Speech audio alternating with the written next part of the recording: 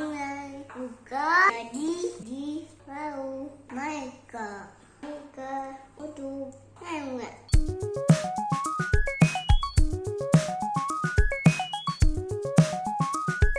Pada video kali ini kita akan membahas tentang konsep dan contoh soal fungsi logaritma bagian pertama, yaitu tentang logaritma dan sifat-sifatnya dalam seri matematika kelas 10 IPA. Oke adik-adik, sebelum kita masuk ke logaritma, sebenarnya logaritma itu kepake nggak ya dalam kehidupan? Nah berikut ini kita akan simak penerapan dari logaritma khususnya dalam bidang fisika. Di sini ada diagram ya. Jadi dalam diagram ini menampilkan berbagai jenis bunyi yang dapat didengar oleh telinga manusia menggunakan satuan desibel. Dan di sini adalah nilai untuk taraf intensitas bunyinya. Jadi kalau kayak air tetesan hujan jatuh ya, itu bunyinya 40 desibel. Kemudian percakapan yang normal itu 60 desibel. Sampai di ini ada tembakan dari senjata dan juga kembang api ya, itu 140 desibel. Batasan untuk suatu bunyi itu dikatakan aman ya didengar oleh telinga manusia itu sampai pada 85 desibel. Itu pun sehari cuman dalam 8 jam. Kemudian dikutip dari www.pusatalatbantudengar.com, 140 desibel itu adalah ambang batas atas pendengaran manusia. Sementara ambang batas bawah pendengaran manusia adalah 0 desibel. Artinya pendengaran manusia hanya mampu menerima suara maksimal dengan intensitas 140 desibel dan minimumnya 0 desibel. Nah, suara apapun di atas 140 desibel dapat merusak telinga kita seketika. Nah, adik-adik, taraf intensitas bunyi itu merupakan salah satu penerapan dari logaritma adik-adik. Nah, di sini ada rumus untuk taraf intensitas bunyi ya. Ini menggunakan logaritma. Nah, ini hanya salah satu contoh ya adik-adik ya. Penerapan dari logaritma sebenarnya masih banyak lagi. Membuktikan bahwa penting untuk kita mempelajari materi logaritma. Setelah ini kita akan melihat apa sih sebenarnya pengertian dari logaritma. Logaritma itu adalah suatu inverse atau kebalikan dari perpangkatan atau eksponen yang kita sudah pelajari sebelumnya, yang digunakan untuk menentukan besar pangkat dari suatu bilangan pokok. Jadi tujuan kita untuk mempelajari logaritma itu kita bisa mencari besar pangkat dari suatu bilangan yang diketahui hasil pangkatnya. Nah, kita lihat bentuk umum dari logaritma ya adik-adik. Misalkan A itu adalah bilangan positif, jadi A-nya itu lebih dari 0 ya. Dan G adalah bilangan positif yang tidak sama dengan 1, ya. Jadi G lebih dari 0 dan G tidak sama dengan 1 ya. Maka berlaku bentuk seperti ini adik-adik. G log A sama dengan X jika dan hanya jika G pangkat X sama dengan A. Ya. Dengan G itu bilangan pokok atau basis, A bilangan yang dicari nilai logaritmanya, X adalah besar pangkat atau nilai dari logaritma. Jadi intinya kalau dalam perpangkatan ya, X ini kan pangkatnya ya, G ini adalah basis atau bilangan pokok. Pada bentuk eksponen itu merupakan hasil dari logaritma. Nah untuk lebih mudah memahami, mari kita lihat contoh berikut ini. Nomor 1, tentukan bentuk logaritma dari bentuk eksponen berikut. Ini yang A, 3 pangkat 2 sama dengan 9. Ini merupakan bentuk eksponen ya adik-adik. Kalau disuruh ubah ke bentuk logaritma, maka basis atau bilangan pokoknya ini yaitu 3, itu menjadi basis logaritma juga ya. Jadi 3, ya kecil di atas, log, kemudian A itu pada bentuk eksponen merupakan hasil dari perpangkatan, jadi A-nya adalah 9. Sama dengan X, di mana X itu merupakan eksponennya atau pangkatnya, jadi sama dengan 2. Nah, inilah bentuk logaritma dari bentuk eksponen 3 pangkat 2 sama dengan 9. Kita lihat contoh berikut yang B, 5 pangkat 3 sama dengan 125. Kalau ini mau ditulis dalam bentuk logaritma, Maka sama seperti yang A ya, jadi 5 adalah basis dari logaritma, maka 5 ditulis di atas kayak kecil, log, diikuti dengan hasil dari perpangkatan yaitu 125, sama dengan eksponennya atau pangkatnya, jadi sama dengan 3. Nah inilah bentuk logaritmanya. Kita lihat yang nomor 2, tentukan bentuk eksponen dari bentuk logaritma berikut. A, 2 log 8 sama dengan 3. Ini adalah bentuk logaritma. Kita mau ubah dalam bentuk eksponen. Jadi 2 ya, 2 ini sebagai bilangan pokok atau basis dari bentuk eksponen tersebut. Jadi kita tulis seperti ini 2. Kemudian 3 ini sebagai pangkatnya. Jadi 2 pangkat 3 sama dengan 8 ini merupakan hasil perpangkatan. Jadi 2 pangkat 3 sama dengan 8. Nah inilah bentuk eksponen dari bentuk logaritma tersebut. Yang B, 7 log 49 sama dengan 2. Kalau kita mau ubah dalam bentuk eksponen, jadi sama ya caranya. 7 sebagai basis atau bilangan pokok, kemudian 2 sebagai pangkat, kemudian 49 sebagai hasil perpangkatannya. Oke, seperti ini ya adik-adik. Nah adik-adik, logaritma itu sama seperti eksponen, juga punya sifat-sifat. Nah, sifat-sifatnya itu kalau di sini kakak bagi menjadi 11 sifat ya. Kita pelajari bersama-sama ya. Untuk G lebih dari 0 dan G tidak sama dengan 1, P lebih dari 0 dan P tidak sama dengan 1, A lebih dari 0 dan B lebih dari 0, maka berlaku. Ini sifat yang pertama adik-adik. Kalau ada G log G, jadi bilangan pokok atau basis logaritma dengan bilangan yang dicari logaritmanya ya. Jadi kalau ini sama, maka hasilnya selalu sama dengan 1. Contoh, ini ada 5 log 5. Nah 5 log 5, karena bilangan pokoknya sama dengan bilangan logaritmanya, maka ini sama dengan, kita bisa langsung tulis 1. Ya, mudah ya adik-adik ya. Jadi setiap kalau adik-adik lihat ada yang sama kayak gini, langsung aja dibuat sama dengan 1.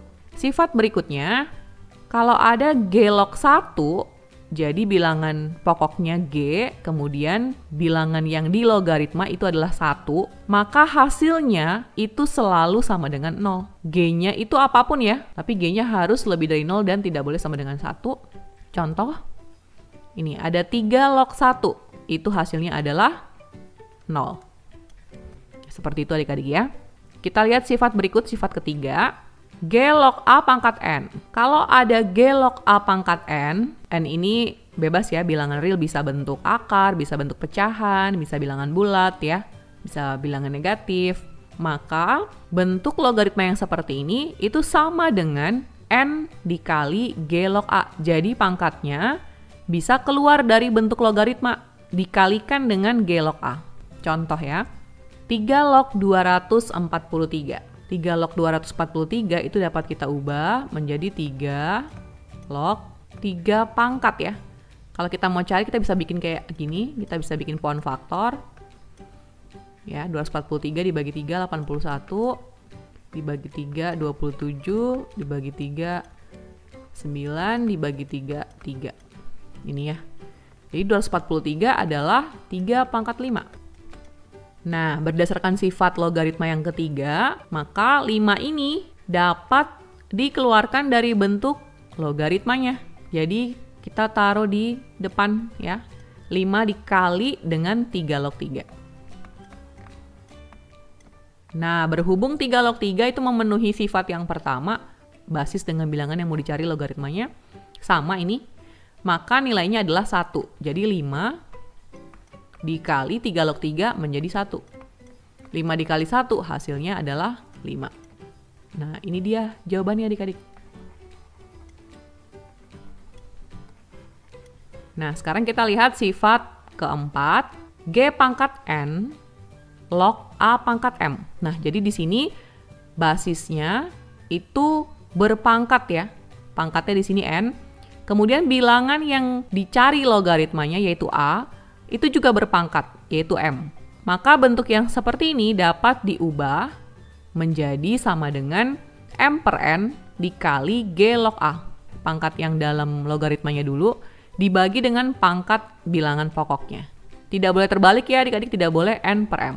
Oke, contoh, jika 2 log 3 sama dengan A, maka 8 log 27 sama dengan, nah 8 log 27 ini kita ubah dulu ya. 8 itu adalah 2 pangkat 3. Ya, jadi kita ubah jadi 2 pangkat 3. Kemudian log 27-nya kita ubah menjadi 3 pangkat 3. Nah, berdasarkan sifat keempat, maka pangkatnya ini bisa kita keluarkan ya. Yang pertama pangkat yang ini terlebih dahulu ya. Ini yang pertama, baru dibagi dengan pangkat yang ini. Jadi 3 per 3, kalau di sini 6 berarti 6 per 3 ya. Tidak boleh 3 per 6. Oke, ini karena sama jadi nggak masalah ya kalau kebalik. 3 per 3 dikali dengan bentuk logaritmanya yaitu 2 log 3. Nah, 3 per 3 itu adalah 1, 2 log 3 itu adalah yang diketahui yaitu A ya. Jadi kita ganti dengan A, sehingga 1 dikali A hasilnya adalah A.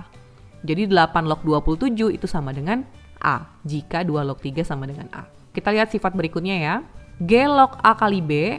Nah, jadi ada perkalian ya di dalam logaritma, maka logaritmanya dapat dipisah jadi 2 logaritma. Ya, kalau dikali berarti jadi ditambah. Jadi nilai G log A kali B itu sama dengan G log A ditambah G log B.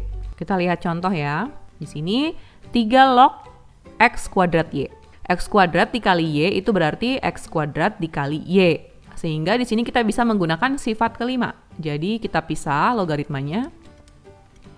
Jadi 3 log X kuadrat ditambah 3 log Y. Nah, yang 3 log X kuadrat kita masih bisa kerjakan, jadi 2-nya karena ini pangkat bisa dikeluarkan. Jadi hasilnya 2 dikali 3 log X ditambah 3 log Y. Jadi ini jawabannya ya adik-adik. Sekarang kita lihat sifat logaritma yang ke-6, yaitu G log A per B itu sama dengan G log A dikurang G log B. Jadi ini masih berkaitan dengan sifat kelima ya. Jadi kalau sifat kelima itu perkalian, maka dapat dipisah menjadi 2 buah logaritma dengan operasi penjumlahan. Kalau dia pembagian ya, A per B, dapat dipisah menjadi 2 logaritma dengan operasi pengurangan. A-nya yang di depan ya, B-nya yang di belakang yang dikurangi dari A. Nah, contohnya adalah ini. 4 log akar Y per X. Nah, ini kita ubah dulu bentuknya ya adik-adik. 4 itu bisa jadi 2 pangkat 2. Kemudian akar dari Y per X dapat diubah menjadi Y per X pangkat 1 per 2 ya. Karena akar bisa kita ganti jadi bentuk pangkat ya. Kemudian kalau kita menerapkan sifat keempat tadi, yang ini, jadi pangkatnya dikeluarkan. Jadi setengah kita keluarkan, kemudian dibagi dengan 2. Ingat ya adik-adik, selalu yang dibagi adalah yang pangkat yang di sini duluan ya, yang di dalam logaritma. Diikuti dengan pangkat dari basisnya. Oke? Tidak boleh terbalik, 2 per setengah tidak boleh ya adik-adik. Kemudian bentuk logaritmanya tinggal 2 log Y per X. Setengah dibagi 2 itu hasilnya adalah 1/4 ya adik-adik. Karena kan ini bisa langsung dikalikan dengan 2 di bawah. Jadi 1/4. Kemudian untuk 2 log Y per X, kita bisa terapkan sifat ke-6 adik-adik. Jadi kita bisa pisah menjadi 2 log Y dikurang 2 log X. Nah, ini dia penjabarannya adik-adik dari bentuk ini ya. Sekarang kita lihat sifat ke-7, yaitu G log A sama dengan P log A per P log G. Ini maksudnya gimana ya adik-adik? Kok tiba-tiba bisa muncul P? Jadi, logaritma itu punya sifat, satu logaritma dapat kita pisah menjadi 2 buah logaritma ya dalam operasi pembagian.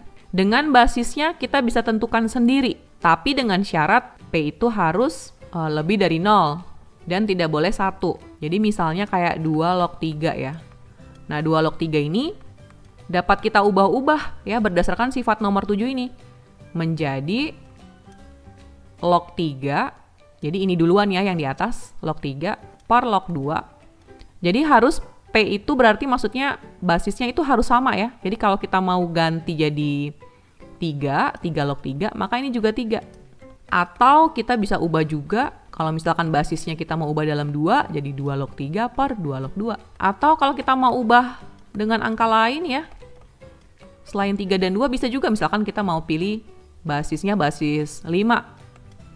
Nah ini juga harus basis 5 yang bawah ya. Jadi ketiga bentuk ini adalah bentuk yang senilai dengan bentuk 2 log 3 berdasarkan sifat nomor 7. Cuman nanti kita akan lihat di soal ya untuk penerapan sifat nomor 7 ini. Contoh, jika 2 log 3 sama dengan A, maka hasil dari 8 log 3 sama dengan... Nah, ini kita bisa kerjakan dengan sifat nomor 7 adik-adik. Jadi 8 log 3 ini kita pisah menjadi log 3 per log 8. Nah, basisnya kita gunakan basis berapa adik-adik?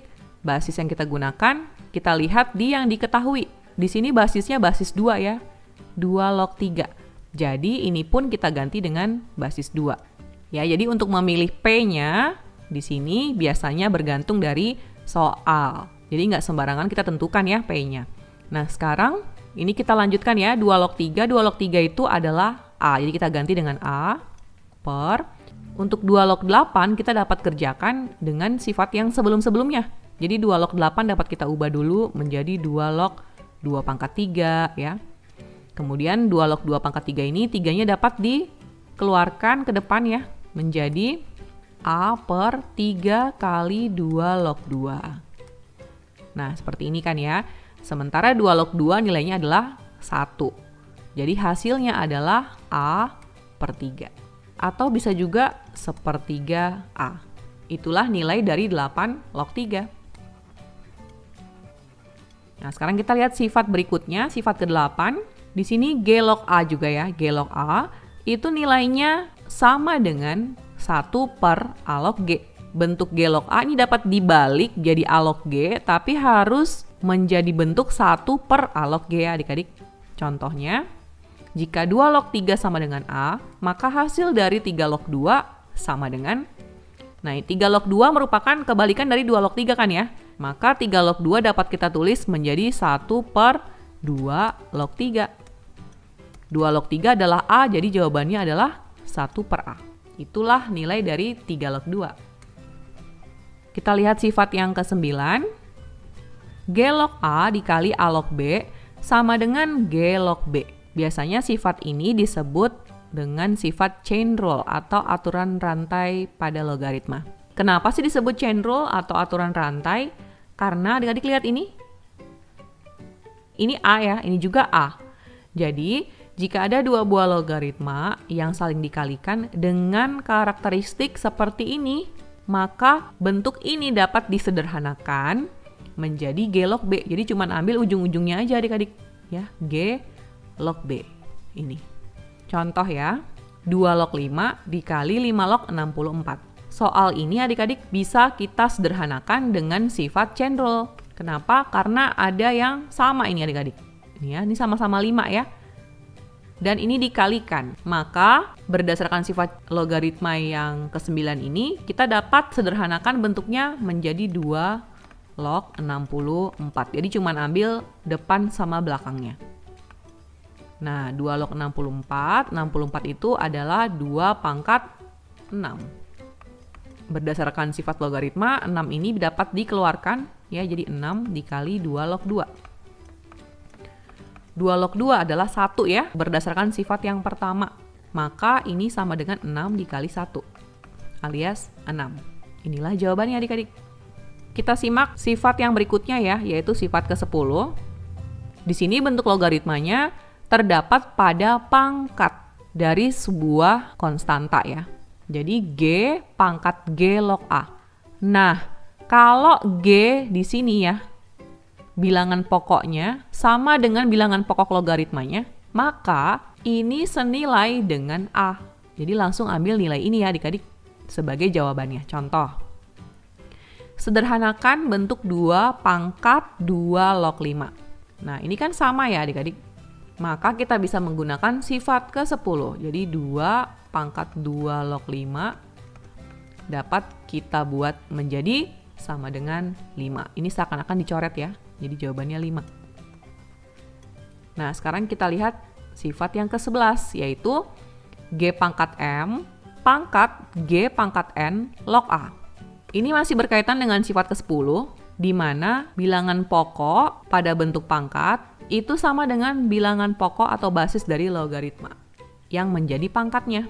Maka nilainya sama dengan A, ini pangkat M per N. Jadi pangkat M per N. Kita lihat contoh ya. Sederhanakan 2 pangkat 6 pangkat 2 pangkat 3 log 5.